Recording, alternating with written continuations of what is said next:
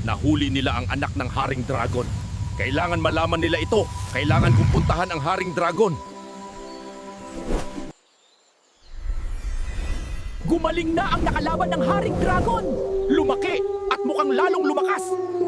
Quago, alam kong tauhan ka ng Haring Dragon. Sabihin mo sa kanyang nasa amin ang kanyang anak at ibigay niya sa amin ang aking lolo. Hindi na siya mananalo sa amin. Anak, nalampasan mo ang kamatayan, kaya ngayon lumakas ka, lumaki! Mas malakas ka na sa lahat ng asong lobong may pakpak sa mundo! Ganun ba, Ama? Hindi ko rin inaakala ito. Ang dragon ang bumuhay ng aking sobrang lakas na kapangyarihan dahil sa aming duelo. Pero ayoko nang saktan ang sinuman. Gusto ko lang makita ang ginto at bigyan ng maayos na buhay si Caberto at Lea. Dahil gaya ng sabi mo, palagi sa akin, Ama, hindi dahas ang solusyon sa mga problema. Mga elite guards, pinatunayan nyo ang inyong pagiging leader, matatapang at hindi nyo pinabayaan ang aking ama.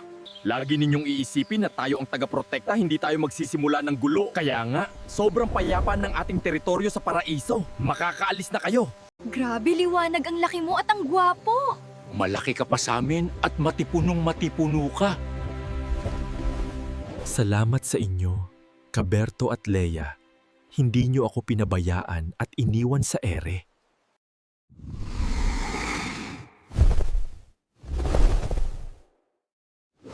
Nahuli ang inyong anak ng mga asong lobong may pakpak. May 4 na malalakas na asong lobong may pakpak ang hari ang anak at 2 elite guards. Hindi ka mananalo sa kanila. Ibigay mo daw ang kanilang lolo at ibabalik sa inyo ang anak mo ng walang gulo. Nandoon ang hari at ang anak ng hari at may 2 elite guards. Mauubos lang ang ating lahi. Para walang gulo, ibigay na natin ang kanilang lolo at kukunin natin ang ating anak. Iba ang lakas ng mga asong lobong may pakpak. Isusuli na kita sa iyong mga kaanak. Tapusin na natin ang hidwaan. Hindi kami mananalo sa inyo kailanman. Malapit na tayo!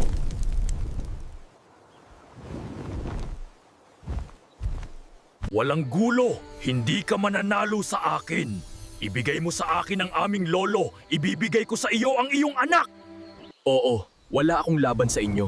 Kung gusto ko lang mamuhay ng payapa kasama ang aking anak at ang aking asawa. 3 na lang kami sa aming lahi.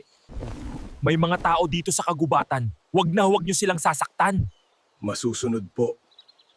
Anak, iuwi na kita sa bahay. Hindi natin sila kakayanin. Una pa lang, hindi naman talaga sila ang nagsimula ng gulo ang mga kalahi natin. Hindi natin sila matatalo kailanman. Lolo, ako po ito, ang apo nyo.